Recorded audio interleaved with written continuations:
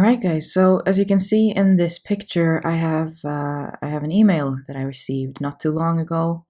It's actually from one of my relatives, and I decided to respect their privacy by protecting their identity. So I'm not going to tell you guys who it is. And what you notice is there's some abuse elements in here. For the purpose of explanation, I'm going to call this person Bob. I don't think Bob knows that he's really using abusive language where you guilt trip and you shame people back into an abusive situation. And of course, I do believe that, Bob is doing this for a good intention, but Bob doesn't seem to understand that by doing this, by writing this message, he's supporting abuse. They never really witnessed what my family did, and I don't find it fitting that they would have something to say about it and that they would be so involved in trying to get me to go back when they really didn't know what went on. But Bob will find out why I did what I did in my coming videos. I'm going to make some videos where I explain in more detail why I fled home. To return to that life, really, it's not going to be safe. I'm not going to get the love that I need, not going to be tolerated or accepted the way I should be.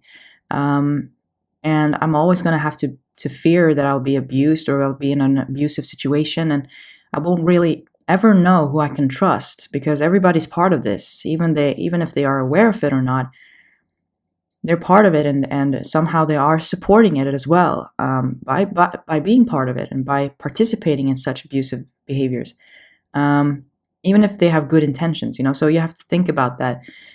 So even if those who supported me back then, even if they'll be good to me for a while, you can never really know 100% that they're not going to turn on you, or they're not going to hand you over to those who abuse you, or there are many ways that you can betray someone. There's not just one way to hell. There's not just one way to do evil. So, and I've already seen multiple ways that they have hurt me, even those who have supported me. So I can't trust on that. I can't rely on that. So that's just how it's going to be. I do know they work together. They're all, communicating between one another. It's very evident. When they write something to me, it's always multiple people who write at the same time. So I understand they have some form of plan or agenda with this, but whatever it is, I'm not really going to respond to it. So although I love them, I forgive them. I have prayed for them all. It's too late, the damage is done. And at the time when they treated me poorly, they did have options. They could have chosen not to treat me that way, so they weren't 100% helpless. There were things that they could have done instead of treating me that way. It wouldn't have necessarily led to this where we are today, but I do understand that was the will of God, that ultimately they were going to persecute me because I had adopted these new values, which they didn't know was Christian, but I had adopted them and I was going to live that life. So I had to, like the Bible says, I did have to go through that kind of persecution. There's really not much we can do at this point, other than that I can pray and hope that they will change. To many Muslims, actually, when they mistreat you because of their values, which I've talked about is rooted in Islam, the end really justifies the means. And that's not really a life that I want to be a part of. I don't think that it's something I want to be in any way affiliated with. I think that it's not good for me. It's not safe. And I do understand we have a life together of memories. We have a lot that we've been through. And these are people I lived with my whole life. And I spent probably every waking day with them. But you have to... you have to accept how things are. And Jesus have really, through his teachings, I've understood how God has laid out another life for me. Even if things would be very difficult in this life I have chosen now, which I do expect that it will. God says it will be. It won't give me the reason, really, to return to a life of deceit, of satanic doctrines. Some people who've been through what I've been through, they do return to that life. After a while when things get difficult. There could be many reasons for this. It could be that the evil that they've been put through, that it gets to them when they're at their weakest. Sometimes they do reach out to you through their evil methods. But it could also be that the reasons why these people fled wasn't necessarily because of these values that they wanted to live. Maybe they hadn't seen the truth, and they hadn't seen the lies, and maybe they fled because of some personal need or greed they were very keen on having. And then if that didn't succeed, then they returned to that life because they hadn't really changed from within to not accept that life. So for me, it really was about a set of values, and it was about something that I really fought hard for. And I confronted the people at the time. This is not something I did over a matter of hours or days. This is something that went on for months and months, and it went on for a lifetime. It just really intensified as I grew older and became serious that last year. So something worth pointing out is I did try everything. I tried everything to get them to understand, to get them to accept, and I spoke to them openly and honestly about what the problems were. I did tell them about what was going on in my mind and how I view the situation. And I didn't see much improvement there. I mean, imagine I hadn't even mentioned that I was Christian and with this guy, and there still wasn't any improvement. So imagine how poor things would have been had I told them everything. And most likely, from what I know about them, they wouldn't even have let me. They would have tried to interfere with these choices. They would have tried to have interventions about it all the time. And that's not something I wanted. I made up my mind and I knew what I wanted. And so I do believe that is why I feel I have made it this far, this long without any contact, and that I haven't returned. It's because my belief systems, what I've done is aligned with that. So even if I were to be in trouble, if I were to, let's say, lose my home, or I wouldn't have any more money again, or if I wouldn't be with that partner again,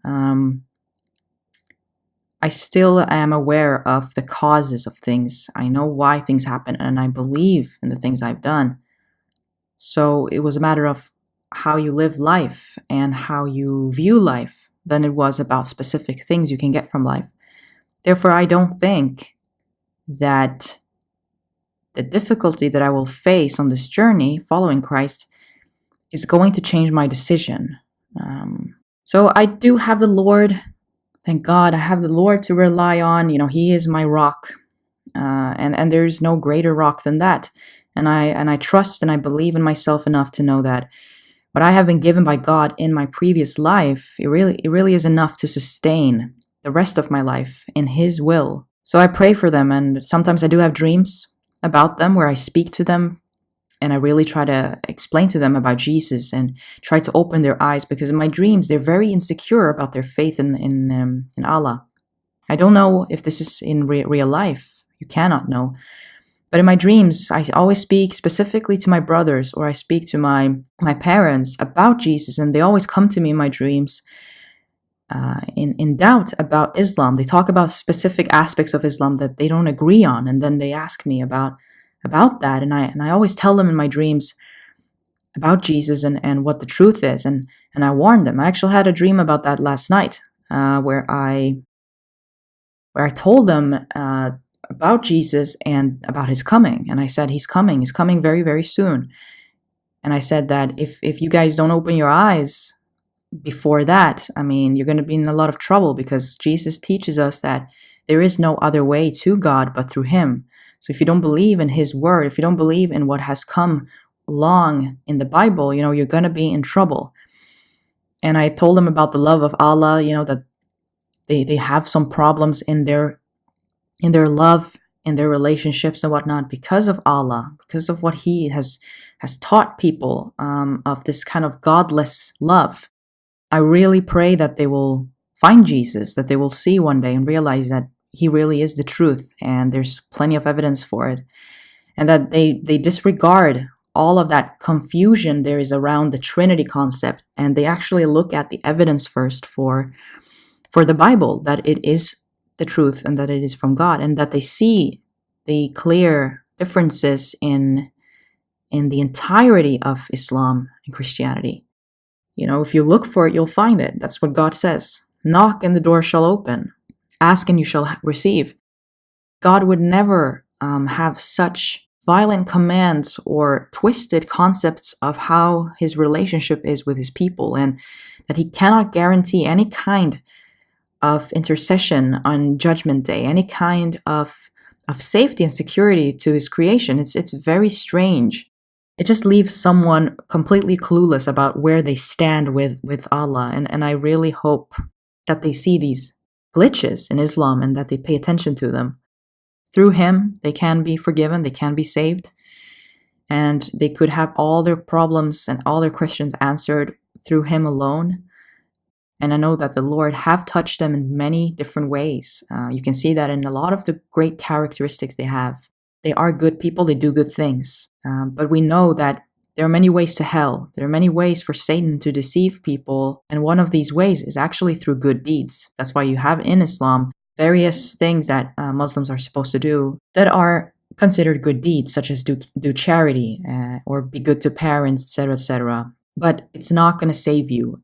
There are many ways to mislead someone away from the true word of God, and it's not always evil, but it can be masked evil in the sense of that it teaches false reassurance, false security, and it covers the lie up in these so-called good deeds. So it gets you to think that, I'm a good Muslim because I'm doing all these good things, so I should be saved, I should be okay with God. But the Bible teaches us that after we've died, Jesus is going to have many people come to him and say, don't you recognize us, Jesus? We prayed in your name, we cast out demons in your name, we spoke well about you. I don't know, they're going to say a lot of these things, and he is going to respond that I do not know you. Although they say good things about Jesus, the Jesus they know is not the real Jesus, and it's not going to help them. And their good deeds is not going to help them if they've denied the truth.